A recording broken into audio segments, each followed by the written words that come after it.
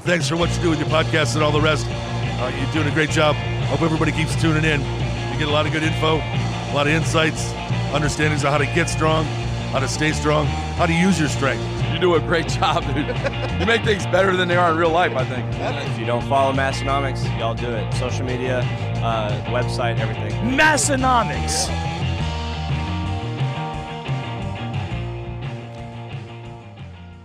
Welcome to episode 213 of the Massenomics podcast, the lifting podcast about nothing. Your two hosts are back, of course, again. My name's Tanner. And my name is Tommy. Awesome. Here we are for 213. We got a lot of cool stuff to cover today. But first off, let's hear from our sponsors from this episode. All of our good friends, our close friends, our sponsors of the Massenomics podcast. Today's episode is brought to you by Spud Inc. The goal of Spud Inc. straps is to make products that support sports performance and help everyone achieve their training goals. They make products that last forever, won't bust your budget, and most importantly, leave no doubt about success when everything is on the line. Check them out online at spud-inc-straps.com. This episode is also brought to you by Hybrid Performance Method. They're your one-stop shop for all things fitness and online coaching. Whether your goals are training-related, nutrition and body composition-related, or both, Hybrid has a program for you. With dedicated and experienced coaches in each strength and fitness discipline, you can rest assured that you're in the best hands possible. Use our discount code MASS, M-A-S-S, in all caps for 5% off any training or nutrition memberships for the life of your membership. Visit hybridperformancemethod.com. Today's show is also brought to you by Texas Power Bars. In 1980, Buddy Capps was on a mission to make the best bar possible, and the Texas Power Bar was born. It was strong as a house, had the best knurling, and was maintenance-free. Hundreds of state, national, international, world, and Massenomics powerlifting records have been set and continue to be set and broken on the Texas Power Bar. To learn more about Texas Power Bars and buy one of their legendary bars for yourself, visit texaspowerbars.com. Last but of course not least, our close personal friends over at Lifting Large. They did mention that they certainly are our close personal friends. I've been saying that the last few times, and they responded saying, yes, we did in fact have that Easter Zoom meeting. Validation. With our very close family of the Massenomics podcast team. Lifting Large has set a new standard for customer service within the strength world. They have live website chat support and speedy email responses. Lifting Large is home of the Ground Lock Deadlift Slipper, and they are always in stock and ready to ship. Massenomics listeners can save 20% on all Lifting Large branded products by using our discount code MASS20 at checkout. Thank you, sponsors. Here we are at episode 213. There's a couple really important things I had on my mind right at the beginning. Number one is, of course, what everyone wants to be updated on is our road to 200 podcast 5-star reviews. So last time I think we were at 160. Mm-hmm. And we are now officially at 161 5-star reviews on Apple Podcasts. So all right. That's only the big news 39 to away. kick it off. Right. So there was an additional one this week. We're within 39, and I do have that one actually popped up as something I can read. So I will read that. Even better. That review real quick. It is a 5-star review, as it has to be, of course, and it's from Big Daddy Fat Sex is his name. 5 out of 5 stars, and he says, "I'm just here for the fat sex, Big Daddy, and gym-related stuff." That's it from Big Daddy Fat Sex. Pretty to the point, but I can't argue with him on that. No, he's just here for the fat sex. I mean, I suppose a lot of people are. It's one of the big draws of this show. Yeah, I mean, I think that's one of the main reasons people like to listen right there. Yeah, so that was one of the first and most exciting things is we're up to 161, and we've of course talked about what happens when we get to 200. And we don't need to remind people because it's such a big deal. We don't need to go. So they'll also have to listen to old episodes if they need to figure out what happens at 200. Yeah, so we're getting closer. The other thing that several people asked me about, or that messaged us on Instagram over the last week or two here, is everyone wants to know more about the McDonald's Apple Pie. Okay, I am happy to report back. I do have some news here. And I'm not even joking. A lot of people want to know more about the McDonald's Apple Pie. I did my homework this week. Okay, great. I mentioned it to my wife. She was good enough to she was luckily reminded me because I probably would have forgot.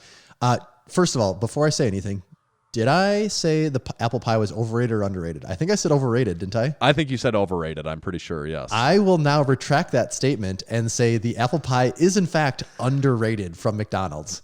That's big news. It is big news. I went on I think it was Saturday night. Was making a little food run, and while we were out, we were not getting McDonald's, but we drove by McDonald's, and I said, we have to go there. Or my wife actually brought up the comment. I said, yes, we have to go there. We went through the drive-thru, got our one apple pie, and did you share it? She actually wanted a bite of it because she said she hadn't had one in a very long time. But I was honestly expecting something that was like pretty crusty, not very good. And I was genuinely surprised. It was a good piece of dessert, and I would absolutely get one again. Like it is like apple pie. It is a good piece of dessert. McDonald's has that thing figured out. That is interesting that you actually, it was so good it caused you to change your rating on overrated, underrated. That's big. That does not happen all that often. You know, it's the old saying, when the facts change, I'll change my mind. And in this case, the facts changed for me. And yeah, I was impressed. Anyone listening, if you haven't had a McDonald's apple pie, and it was funny too, because my wife was driving and she said, can I get the apple turnover? Because I think that's what I refer to it as, because to me, that's not a pie. It's not shaped like a pie. Yeah. And she said, can I get the apple turnover? And they go, we don't have turnovers, but we have apple pie. And so then, we got the apple pie. Yeah. But, I was impressed. I would recommend it. Does it still come in the red cardboard sleeve? Or I think the sleeve was actually green. But yeah, It's still the same. And it does have, I was surprised by this too, it has a baked by, who cooked their name, who baked it, and at what time they baked it. So you know how fresh it is. Yeah. Who was it? I can't even remember now. I should have paid attention to give him some props on this show. Yeah. Know? Someone that obviously makes a mean apple pie. Yeah. His apple pie skills are top notch. I can say that. Oh, no, I kind of want one. Yeah. I kind of want to try one. I still don't know, like this time of year, I would like ice cream more, but in the wintertime, I think I'm going with the apple. If I want dessert, I'm going to go with the apple pie over ice cream almost every time in the winter. Yeah. That makes sense. And they're $1. You could get 2, 3, 4 of them pretty easily and satisfy any urge you have. Was one of the appropriate serving size? Or was it too much or too little? Honestly, it was for sure not too much. I could have easily ate a second one. I don't know if it's probably not the right thing to do, but I could have easily put down a second one. Yeah. So there we are. I don't know. Do you think that finally puts the McDonald's apple pie to bed, or do we need to come back to this in the future here? It's maybe put to bed for at least an episode or two, but who knows? Okay. Maybe people have some other things about McDonald's dessert that I don't know about. Or fast food dessert in general. If anyone has fast food dessert recommendations, I guess I would love to hear them, because I've been pleasantly surprised by this. So maybe there's a whole world of fast food dessert out there that I don't know about. Yeah. They'll just have to limit it to fast food dessert that exists in our small town. Right. The other thing that I thought of was that there's a listener to the show, and I won't reveal their name in case they're not supposed to divulge this this level of information, but they have a connection of someone that works for Pepsi that gets access to early flavor releases of Bubbly.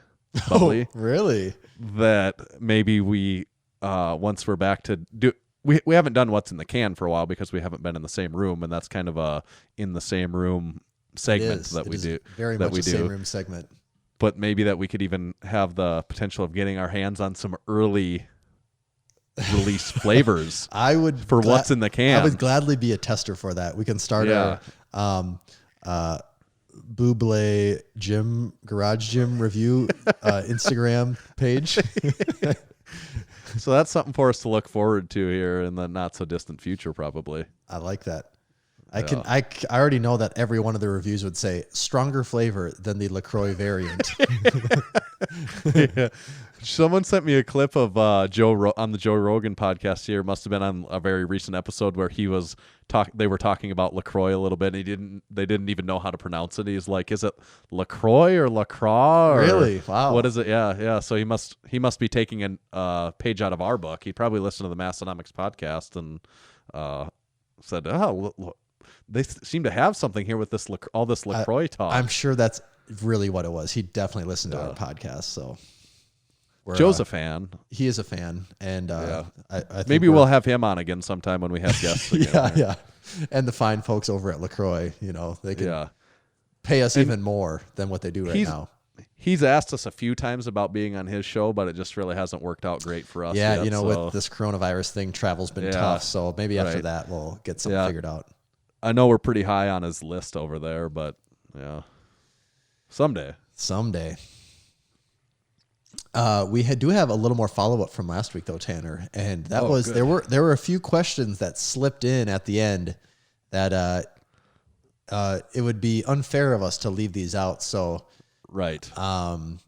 Just quickly, we're not going to spend a whole episode on this, but we are going to spend a few minutes here. Someone said last episode it should have been called Ask Anomics. That is pretty good. Pretty good, yeah. Pretty good. Very good, actually. I can't remember who said that, but credit to you, whoever said it. That is good. Anomics. Yeah. pp.mono_ said, just wanted to thank you for the stickers and notes sent to me with my banner. Thumbs up emoji. We send stickers and notes with pretty much every shipment that goes out. I actually handwrite a note for every order that goes out. There's a couple exceptions. A few of our banners ship direct from the printer, so I don't get an opportunity to write a note from those. But every order that is shipped from Massenomics headquarters has a note written with it. And Amazon Prime doesn't do that. I can tell you that. No. God, no. Jeff Bezos might be the richest man in the world, but he hasn't figured out how to do that part yet. Nope. We got customer service coming out the ears over here.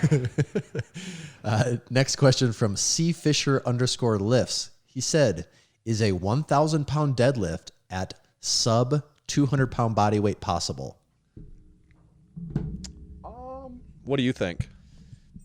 I was going to say no, but then I forget that at this weight, people are sumo deadlifting and doing really crazy things, but also under 200 though. I don't know. I don't think that is under 200 unless, okay. There could be some weird thing where they use someone really manipulates the 24-hour weigh-in to get to 199.9 and then crazy plates. And then 24 hours later, they're back up to 228 or whatever they walk around at.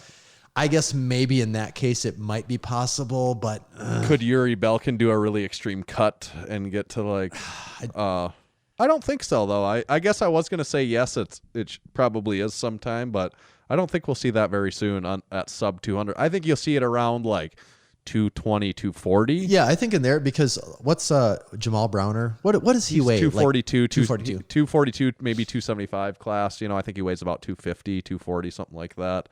Could see him get close. Kaler's done 950. Yuri's done 970. But I don't think we'd see any of those guys do it at sub 200. I have a hard time thinking that one would fall anytime soon. So yeah, I'm going to say, is it possible? Maybe anytime soon. I don't think so. I agree. I think that's the right answer.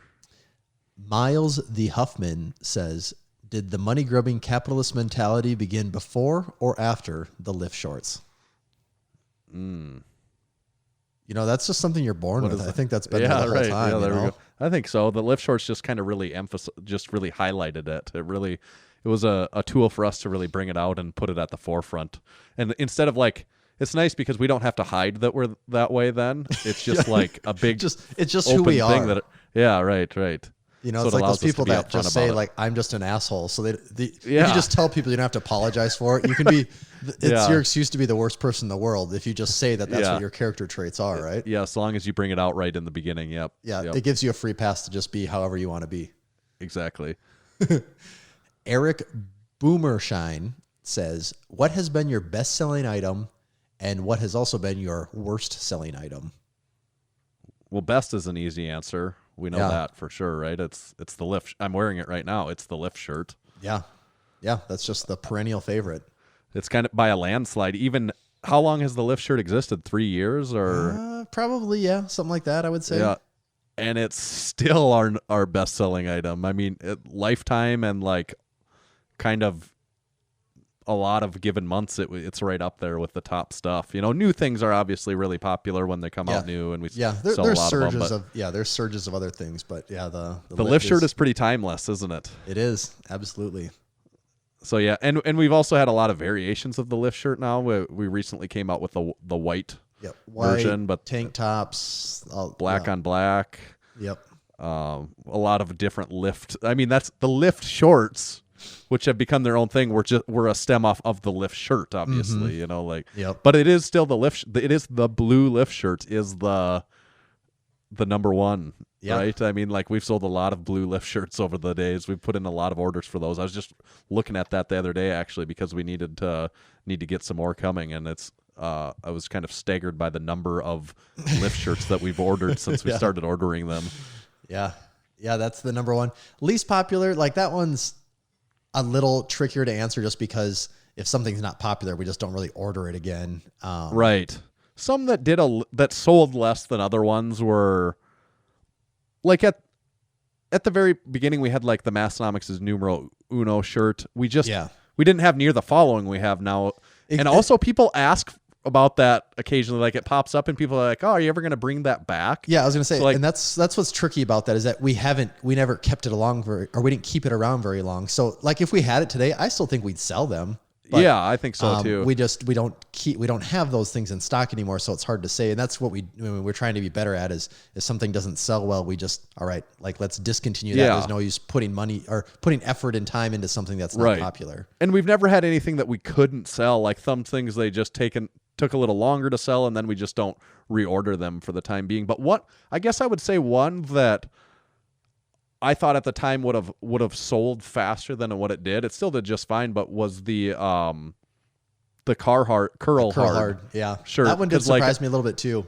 Yeah, like, it wasn't as popular as some of the other designs that we've did, and to me, it's just I always thought it was really cool. Like, and I mean, Carhartt I think is like a cool brand, or it's just a very specific look, and I always thought that was cool, and it just didn't sell as much as I thought it would have in my head. Yeah, I think I would answer that the same way too, as far as something we were hyped on and thought was going to really do well. Yeah. And I, as of right now, do we even have any in stock? Maybe one or two? Maybe we've got a couple. We might be almost sold out of that. There's a few in a couple sizes, I think. Okay. I know we got like a few sizes left of that. One other product that just, as of late, sells like crazy that we're both a little surprised by is the Crispy Boys banner is like is way up there with people which makes sense. We cannot keep it in gym, stock. Yeah, with the garage gym thing going on, but we can't keep it in stock. Is we just keep ordering more, and it keeps selling out faster and faster. It does. It's crazy. It is really cool. It's a cool item, and it's big and long and different and really colorful, and but it is very, very popular. Yep. The next question here from Mattub Lifts. Would you rather sweat mayonnaise or shit softballs? And if this isn't a hard-hitting question, I don't know what is. I think I would maybe rather sweat mayonnaise, just because it'd be less painful, I think. Yeah, that's TMI. Like, for anyone that's had hemorrhoids before, I imagine the pain would maybe feel something like shitting softballs, and that feels that does not feel good. And if I would compare it, I would certainly go sweating mayonnaise, just because of the pure pain factor. Well, I'm glad we got that figured out. Yeah. Cecile Flaherty _410 says, "Do you like nutrition plans?" Smiley face. If they come from Hybrid Performance Method using our 5% discount code, MASS in all caps. Yeah. Otherwise, no thanks. I got it covered. Yeah. Yes. Nutrition plans are, in general, though, one of those things that I think you should just watch who you're getting them from. If it's part of any multi-level marketing thing, don't get those ones. Don't do that. Yeah. Otherwise, nutrition plans, a plan of any kind can be good. Just be careful what you're paying for it and who you're paying it to. And to me, it's like, get some, even if I think it's good for some people, but get some of that stuff in check just from common sense stuff that first of all, and just try that for a while. Like, if you're way off the rails, just start implementing some common sense things first, and then depending on your goals, like I think it's something once you get that under control, maybe to jump into. Like I don't think it's a cold turkey thing where you're like, I am a fat shit eating like dog crap all the time for 10 years, because I don't think you're gonna stick. I don't think you're gonna follow it. Yeah. Like I think you need to figure some things out on your own and a couple basic decisions, and then transition into something like that if that's the goal you want to, or if that's the path you want to shoot for. But most importantly, do it from Hybrid Performance Nutrition and use our discount code. That is the number one takeaway here. Yeah. Jim.Riley.427. Did you ever think Massenomics would become what it has? My answer would be no. No, yeah. No, definitely not. I mean, we kind of talked about that was it it didn't say Massenomics versus, did it? Yeah, okay, because I was just thinking of the question. Okay, well, this is the thing is I don't know if he's saying Massenomics versus or is there a V at the Massenomics, end because or something? instead of putting the C in Massenomics, there's a V. Oh, it's a V. Oh, so okay, it's like, okay. Is Either it, way, the question, he's probably just saying Massenomics, I guess, then. You're right. He's probably just saying, do we think? No, and I think we answered that by, like, when we talked a little bit about how Massenomics started is, no, because it wasn't even remotely, like, when we first started out, we weren't even going down the path that we're going down now. Yeah, so it was more of a blogging website thing, kind of. I don't really know at the time if we ever knew how we were ever going to make any money, but we have found a way to make some money, and I'm not sure if I ever really, how I didn't really, or certainly didn't know how it was going to happen, so I would say no. Yep. And if he was asking about Massenomics versus, which now that you say that, I'm sure he's not asking that. That'd be kind of an oddly specific meme to be concerned about. Yeah. But still, the answer to that would be no. The very first one of those was a little different. Even it was Huck Finn versus Juji Mufu. Yeah. And looks slightly different. You figured out a way to make the format even more popular. So right. More ridiculous. Scott Dodd says, "Can you send me 2 45-pound plates?" Scott has been very creative with his plate loading in his garage. Yeah, he's been hanging stuff from his deadlifts to hit PRs and hanging weights with yarn, it looks like. Yeah. But 45, those are like gold right now. So I don't know if Tanner, I don't want to pay for shipping for $90 either. Yeah. Or pay shipping for 90 pounds. Yeah. Yeah. So that might just be out of luck big on no. that one, Scott. Yeah. And then the final question here, and this was also from Scott. He said, "How is Tanner's knee and Tommy's back doing?" How's your back doing? It's doing pretty good. I have read the back mechanic. We'll probably do a little more. We're going to kind of do an episode a little more on that. Like, we are specifically soon. Yeah, we'll make some notes and go in that more in depth here. And we did talk about it probably briefly. The Stuart McGill's work probably 100 episodes a few years ago. We'll revisit that. But I did read the back mechanic. I have been doing the McGill Big 3 for probably close to a month now.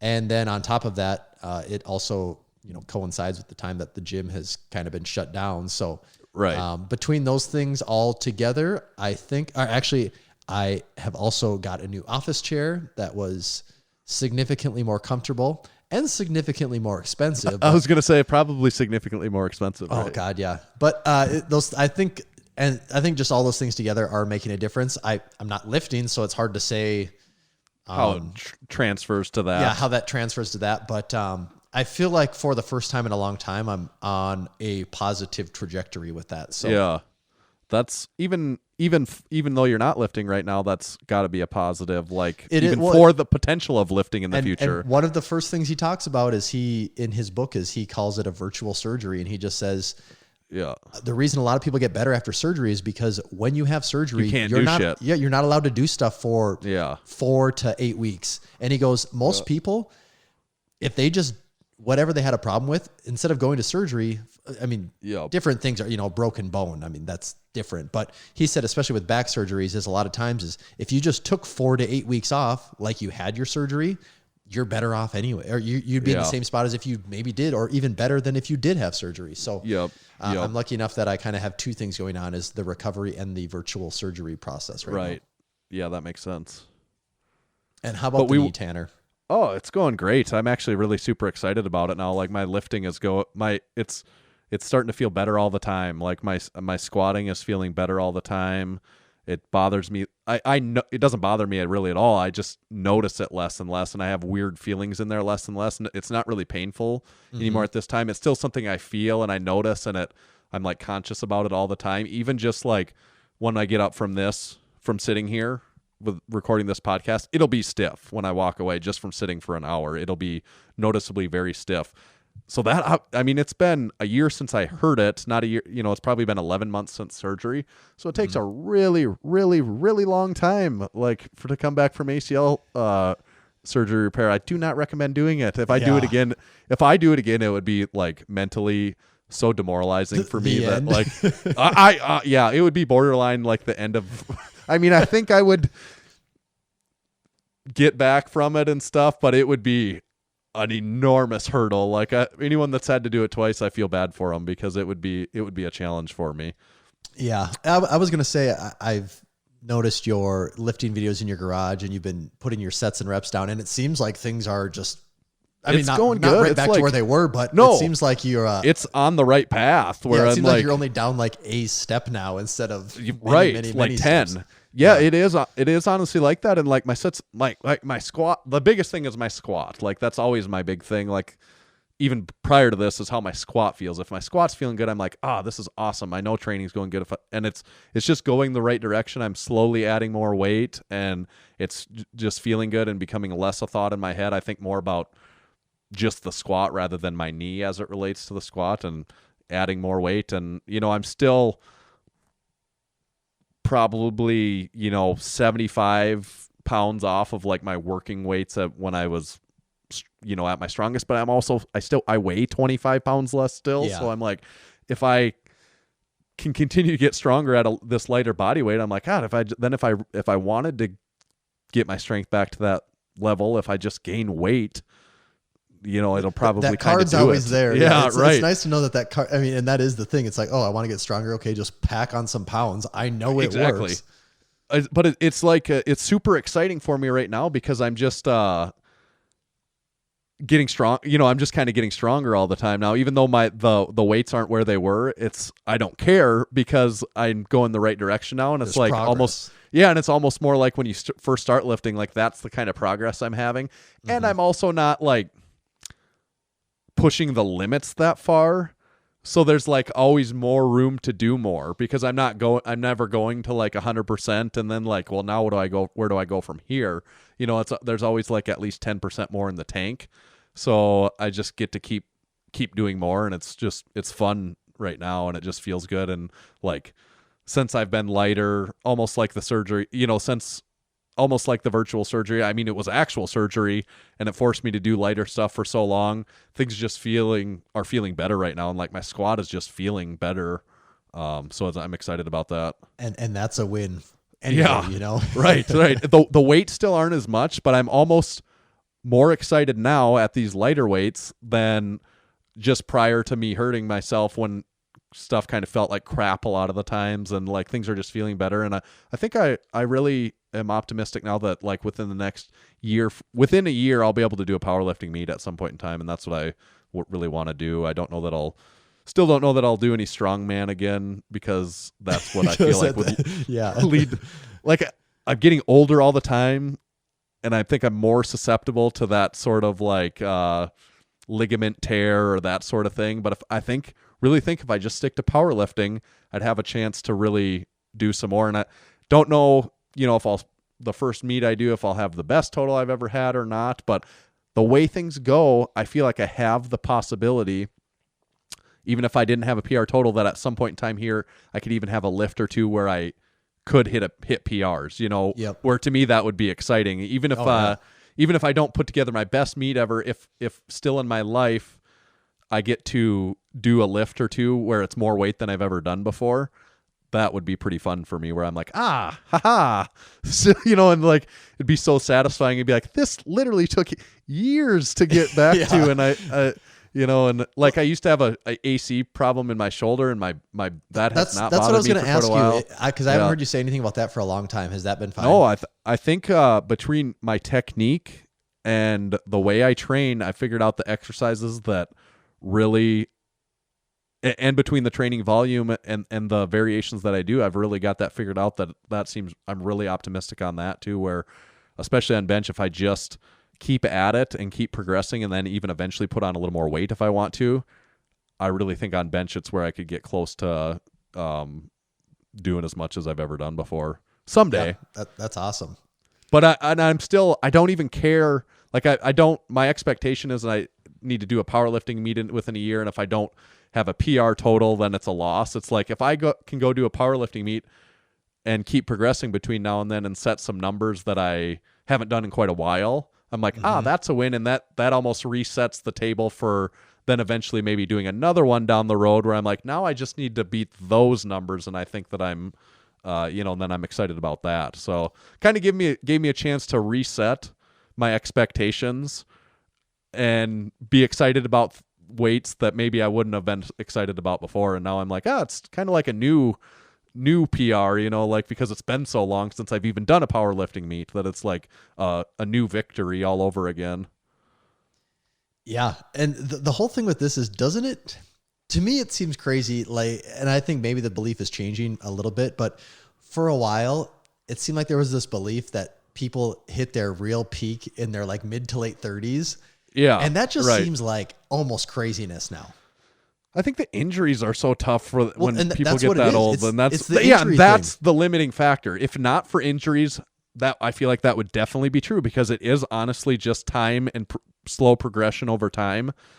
But it's the injuries that limit it. That, like, had I not torn my bicep, hurt my AC joint in my shoulder, and torn my ACL, I mean, it sounds stupid, but like, But had I that's not like done 4 those, years almost right there. basically it's taken 3 or 4 years. Had I not done all those things, I'd be really strong right now. Like, I would, be way stronger than I've ever been before. But because I've done those things and had those setbacks, and I'm just using me as an example because I obviously know my own history, but I think that's really true. I mean, that's what happens to people. That's what keeps people, especially when you look at those really high level powerlifters, from reaching that potential that they have as they get older. I think that that's really the limiting thing. It is. It's that injury thing. Injury, and then just I think a lot of people, the monotony catches up too. It turns into okay, I've been doing this for 10, 15, 20 years. Like, it does turn into almost a mental exercise more than anything is. Right. Can this still be exciting? Something I've done multiple times a week, every week for decades. Yeah. And right. And that is what I'm experiencing right now. 'Cause I'm 33 now, and I've been, like, the first strongman competition I did was like in 2011, which is like 9 years ago. So I've been lifting pretty serious for over 10 years and competing in some way for 9 probably. And right now I feel a little rejuvenated, where I'm like, I'm just so excited about my lifting in the gym, even though the weights aren't there yet. It's just mentally more interesting, and just where I'm actually excited about it, and not like, damn it, I gotta and my train. And I think this is just such an issue for so many people. Like, the younger you are, the dumber you train. Almost, absolutely. Like, you could almost that's just a blanket statement. You just get smarter as you go. And right now I just feel like I am training better and more efficiently, where it's just is working better, and I'm hurting almost less, and just has me excited for being able to keep going on that path. But yeah, that's the thing. Like, I'm 33.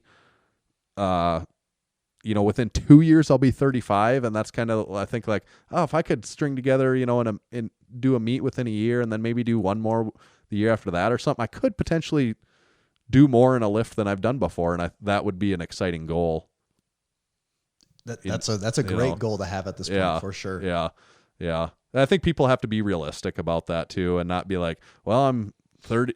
I mean, and not that it's impossible, and I'm not discouraging people from having those goals as they get older, because it is certainly possible. If the most you've ever deadlifted is 500 at the age of 30, probably not going to be doing 800 by the time you're 40. Right. Unless, there are some factors. If people, like, just training age, if you start lifting at the age of 30, and that helps because you don't have the wear and tear. Like Yeah. since I've been training like that for over 10 years, I've have over 10 years of like not missing the squat, bench, and deadlift outside of it. It's outside of these couple injuries. So someone that we've seen that with people that have joined our gym that maybe jump into it at 40 and string together 5 years where they like have nothing but great progress, and then at 45 they're the strongest they've ever been before, but they haven't lifted for 10, 15, they 20 were years. in a somewhat untrained state when they started. Yeah. Right. So training age is an important factor, I think. But that's a long-winded answer for that question. Was that the last question? That was the last question. Okay. So I guess it was fair to have a long-winded one for that one. Yeah. We're going to hop into some sponsors now. Oh, Today's hell show yeah. is brought to you by Texas Power Bars.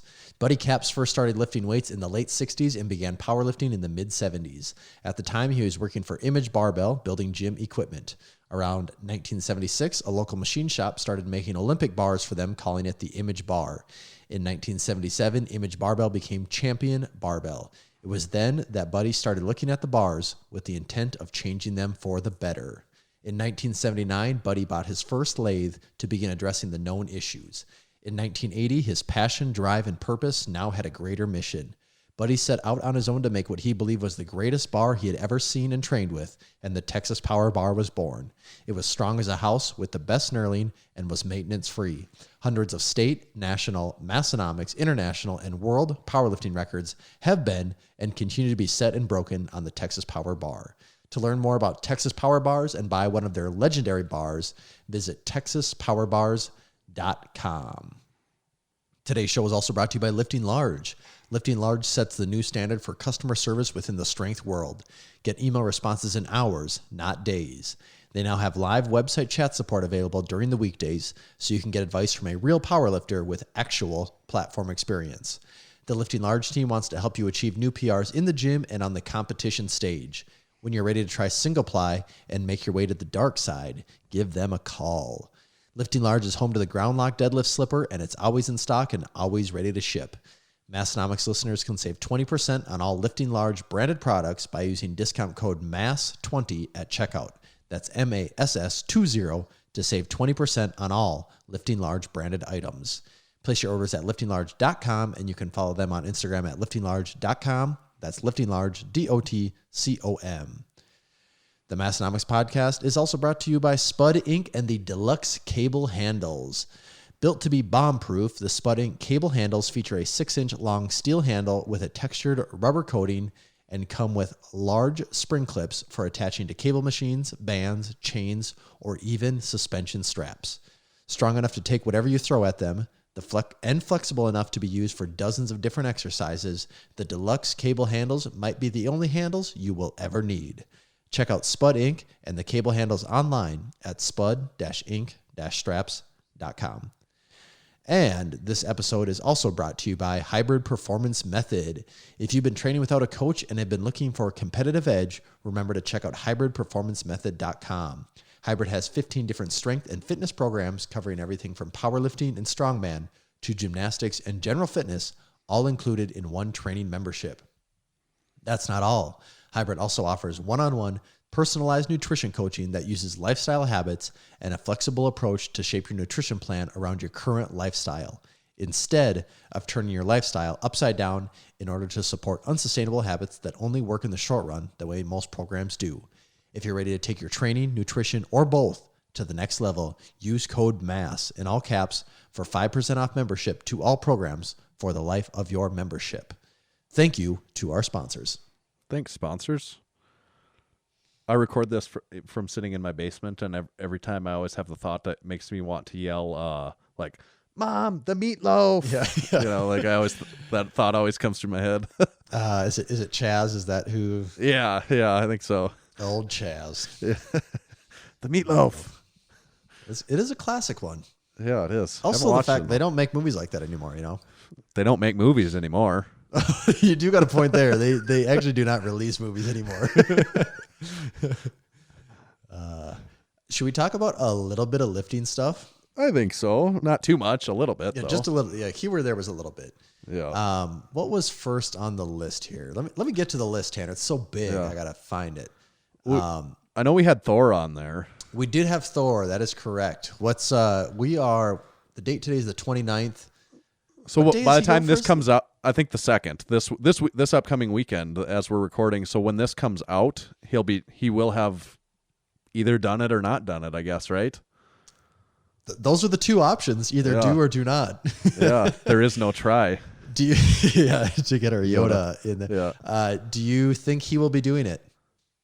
So that's the question we have to answer, right? And people will know if we're right or wrong at this point.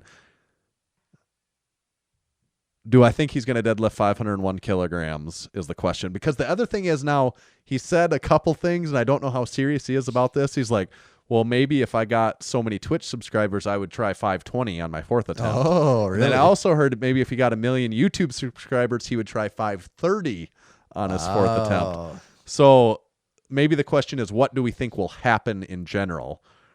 And I think he'll get 501. I mean, the last video that came out was him doing like that 1,040 or whatever it was, and I know it's still 60 more pounds to go to 501 kilograms. But barring any injury, that was about as easy as that could ever go, right? I think he's going to get it, the 501. What do you think? I think he's going to get it too. Yeah. I have a hard time believing that he's going to go for more. I would prefer to see that, but I have a hard time believing he's going to actually jump it rather than just chip it. I've heard a lot of crazy rumors too about that he's going to retire. Like this is going to be it, and he's going to retire from strongman after this, and a bunch of stuff. So like I don't know what's real and what's not at this point, but a lot of stuff's swirling. He said he weighs like 455 pounds right now. Oh God, it's huge. Oh man, just a monster. Wow, yeah, that's a lot of person. Do you think we don't know. It's too hard to tell. But I guess if it's just a question of if he's going to get 501, I think he'll get it. I don't know. And then the question is, if he does get 501, is the next person that come along, are they going to do 502? Because at that point, that's not even exciting anymore, I feel like. No, that's it. It would be cool to see him do like 510 or 520 or something, because that really puts the bar to a new level. 501 doesn't really put the bar to a new level per se. After that, it's almost like the next exciting one is like the next person to do 1150 or something. Right. Because there it's a number that seems like a milestone of some kind. Right. Again. Yes. So, well, I mean, by the time you're listening this is all a moot point, and you all already know what happened. Are you going to watch it on ESPN or? I'd like to, assuming I don't have anything going on. Or assuming I can make it work. I plan on it. I don't have ESPN, but I think I'm going to pay for a month of it just for two reasons. It actually works out great. And I also really want to watch the Michael Jordan Last Dance documentary. So I'm like, I can buy a month of it. And I think maybe the first 4 episodes of that are out now, and there's 10. So maybe if I paid for a month of it, I could catch just about all. Catch it all. Yeah. Double up on that. Right. Have you watched that at all? I haven't, just because I am still in Sopranos mode. I am on the last season of Sopranos though. So. Oh, damn. Shortly here, I'll have to move on to something else. But shortly here, I'm going to have a baby, so I guess that maybe that might change that too. I don't know. Yeah, I think it probably will a little bit. I'm sure. I mean, there's still also time where you just where there's TV watching time, anyways. But it makes it more difficult that like when you and your partner don't get quite the same. Like, all right, now it's time to sit down and watch a show, but there is still TV watching time. It's just not as convenient probably as before. Yeah. I mean, how would you know though, Tanner, right? I wouldn't. What do you know? That is pretty exciting though. It won't be long now at all. Yeah. By the time this comes out, we are under a month. So, and really, I mean, that's the target date, I suppose. I think our last baby we had a couple weeks early. I think it's not crazy. That could even be in a few weeks then. I know. That's kind of the scary part. Yeah. Oh, what have I done? There's no going back now. I know. No, it'll be exciting though. Yeah, it will be exciting. Other lifting thing is, so there's been all this debate regarding how legit is Thor's lift Well, Yeah. now to add, you could say some fuel onto that fire, Yeah. is Julius Maddux is now going to be going for an 800-pound bench Right. under kind of the same conditions that Thor is. Right. Not same conditions like at a gym in Iceland, but same conditions like where it's world's ultimate strongman is going to be basically sponsoring a bench. Yeah. A Julius Maddux bench only. And when I say bench only, I mean only Julius Maddux will be benching at that meet, Right. if you want to call it that. Yeah. Powerlifting versus strongman is also a different twist, though, I think, because Julius is a bench-only powerlifting competitor. Like, strongman has more differences in their competitions versus the way powerlifting is. Like, I think it's easier for them to...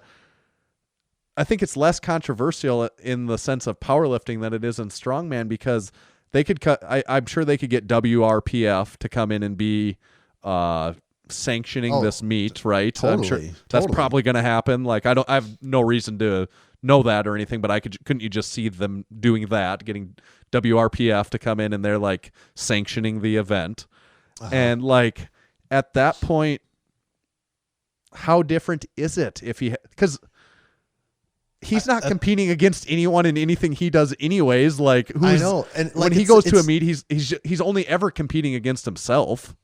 Exactly. And then, okay, he's a bench only competitor. So the only thing that would be different now is that he's not in a flight. Well, you could be a bench only competitor and be in a flight with a couple people. Right. And at that point they give you can't say, well, you don't ever know what's going to happen. At least by USAPL rule books, I would assume most, you're guaranteed a minimum of 7 minutes or something, 8-10 minutes between lifts. Right. So that's the only thing they could do, is give him more time between lifts, maybe. But they could just say this is how, like up front to kind of maybe nip that in the bud, is say this is how long he's getting between attempts, 10 minutes or something between attempts, and it's like, okay.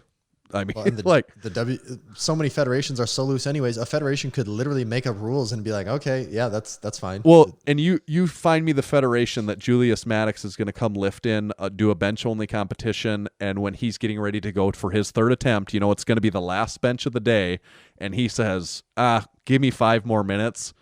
Who of them at that time is going to say, no, get your ass out there. Like, you're on the clock. The USAPL that would be the only one. That would be. Yeah. But and of course he doesn't lift. He's not going to be lifting there. Of the federations he would lift in, they're just stoked that he's going to be there trying 800 pounds, and they're going to, if he takes 3 extra minutes to put on his wrist straps and get psyched up, they're all going to allow, and he doesn't want an hour break, it's going to be disadvantageous at a certain point. Right. I just don't see what the difference is, especially when comes to powerlifting. And if there's judges there, I don't, I start to wonder what is even the difference here? What are we even talking about? Yeah. I don't, the Julius one, I don't care about it at all as far as the rules go. Like if you're a drug tested athlete, there's a different set of rules, and then if you're not a drug tested athlete, there's literally 1,000 other federations that people pick and choose what they want to be in based off of the rule book. And I guess it doesn't matter to me. It's fine. I'm excited to see it, and I hope he does it. The other key difference is Thor is looking at breaking someone else's record that set the record in a certain circumstance. Julius already has the record and is in a league of his own. I think he has the record by miles. Right. And no, there's no one to be upset. There's no one to say, hey, that's my record, you're stealing it in an unfair way. I think everyone's just what there's nobody there's nobody that doesn't want to see that. Eddie Hall doesn't like this thing, and Eddie Hall fans don't like this thing, and maybe some strongman purists or people that believe in certain things don't like this thing. I don't think there's a powerlifter that doesn't want to see Julius Maddux do bench 800 pounds. I'd just find me the person that's nah, I don't like what they're doing, I would say that's a crazy person because, I just want to see how far people can push this thing. Right, yes. So that's what we got on Big Jules. Big Jules. I also think that's pretty much everything we have for for lifting related news to share this week. So Well, you might be excited to hear this. We do have an overrated, underrated segment for today's show. A very special one excited for to hear episode that. 213. yeah. I would just note that last week's, I was surprised that on the Instagram poll, boneless wings came in like close to 50-50. Really, it did. How, like, wouldn't you have guessed that would have been like kind of overwhelmingly overrated? I would have, but I have also heard people use this justification is that you get more meat with boneless wings. It's nothing Less but screwing meat. around. Yeah. Yeah, it's easier to eat. You're getting nothing but meat. You're not having to fight with bones. You're not paying for bones. Right. I have heard people justify that, but I still Yeah. I guess there's don't some believe that reasoning is the there. right Okay. answer. They're still overrated though. Yeah, right. Okay. So this week's topic, number 1, overrated or underrated, bagels. Bagels. Do you know how they make bagels, Tanner? Bagel machines, I think they use. But It's just the biggest bagel bites. They didn't fit in the bagel bite bag. That's how bagels are made. No, yeah, because the original bagel was Bagel Bites, and like the bagel spun off of Bagel Bites. it was an improperly made bagel bite. And that's Yeah. how a bagel's made. Don't they boil them? Isn't that how a bagel is made? It's boiled. That could be. Now that you mentioned that, Bagel Bites has been a topic on overrated, underrated, right? But I don't think Yeah. Bagels has been. So here we go. I'm doing a very quick search for us here. How are bagels made? Whoa, okay. From a purist and traditionalist standpoint, a bagel is a rounded yeast roll with a hole in the middle. It's first made by cooking it in water, very hot boiling water, for 1 or 2 minutes to lock in flavor. Then it's browned in the oven. Oh, Got to be one of the only breads that's made by a process of boiling, right? yeah. That must give it its distinct, rigid outer crust. that must be it. Chewy inside. As far as whether they're overrated or underrated, this is one of those that I'm pretty indifferent on, but I also don't mind a good bagel every once in a while. It's by no means part of my regular eating. Yeah. It's part of my regular diet, but I think a good bagel can be appreciated. So for that, I'm going to say it's underrated. Okay. A little insider tip for anyone that goes to the Black Hills to Rapid City. They have a local bagel shop there that we usually visit most times we're there, and they make some meaty bagel sandwiches that are really great. Some bagel breakfast sandwiches that are pretty much every time we go, we have to go there and get some breakfast sandwiches, and really good stuff. When it comes to just a straight up bagel, are you a cream cheese guy, Tanner? No, I'd rather just have butter, kind of, or maybe peanut butter.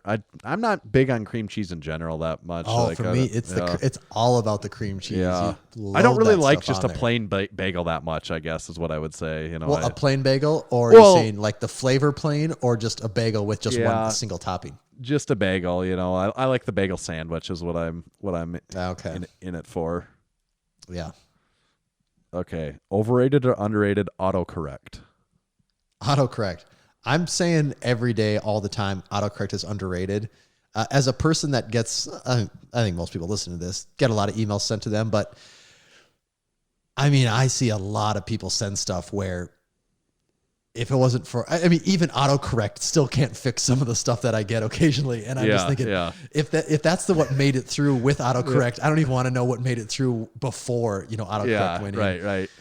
But though there is one thing though, and this occasionally happens to me on my phone. I have an iPhone where it just autocorrect everything wrong. And it drives me insane when that happens. And I don't know if it's just, there's like days where I'm just that bad at typing on my phone. Yeah. But when it's like autocorrect can't read your mind ever the right way, it drives me nuts. I'm sure it drives most people nuts, but autocorrect, yes, is absolutely underrated. You could also make an argument though that it's overrated because it's making some people really, really bad at writing. Yeah. Oh, I believe that's true. That it almost makes it so you don't even need to remember how to spell. It's just like, I don't need to know how to spell anymore. Like it does it for me. Well, how often do you write with a pen and pencil? Not very often. I'm usually typing on my computer. It's for me work outside of like getting like drawing like quick sketches for my plans for stuff. I almost never actually write words out. Right. Usually when I I'm writing occasionally words, do some notes at work, but not very often. yeah, it's just weird how little you actually use pen and paper now. It seems like. Yeah. The thing that really makes me feel stupid when it happens, when it comes up, is when you don't know how to spell a word, and you can't even get close enough for the autocorrect to get you. Yeah, just autocorrect get you can't there. even save you. It's like that. It's like, nope, still don't even know what you're trying to. You are so far off on those vowels in those spaces that we don't even know what word you're after. And that's also super frustrating because, like, how can I be that wrong? There's no way I'm that wrong. Right. Apple doesn't know what's going on here. Right. So what did you say? But You it said happens. Yeah, you said. I said underrated. autocorrect is underrated.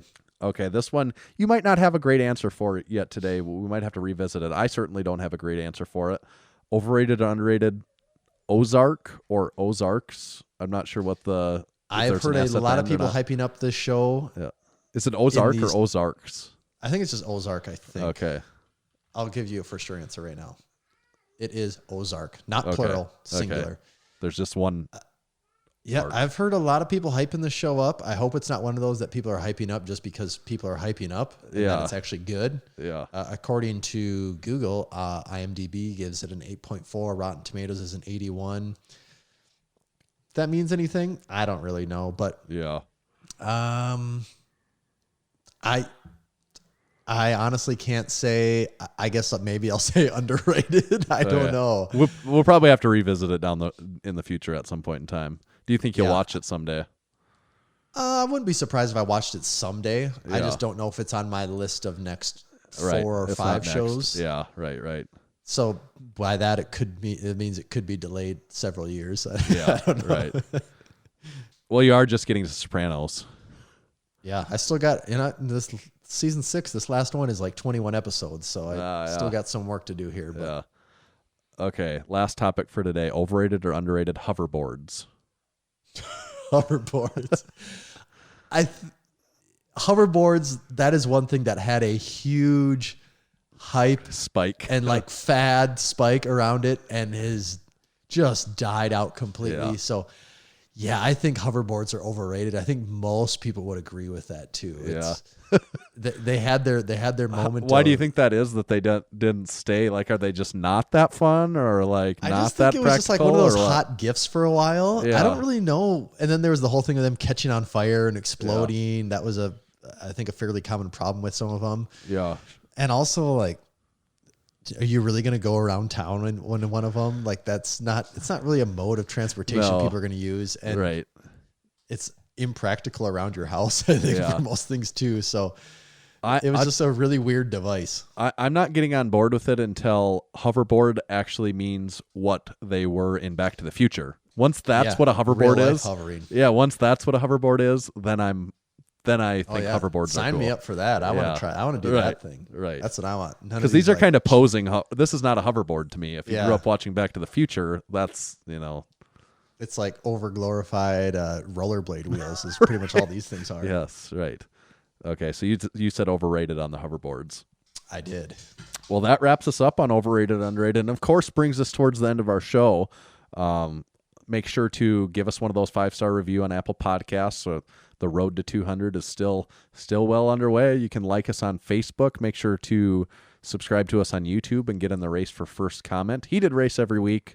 I'm sure as people are listening to this, there's a heated race for first comment on episode 213 right now. Then stop at our show, our store, Massenomics.com.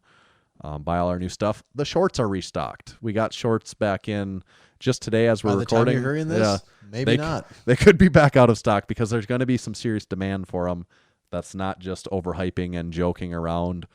They are probably going to sell out pretty quick because we were out for a while and a lot of people have been asking about it. But that does include the Lift Shorts, the Lift Shorts 2.0, and the red Deadlifter shorts.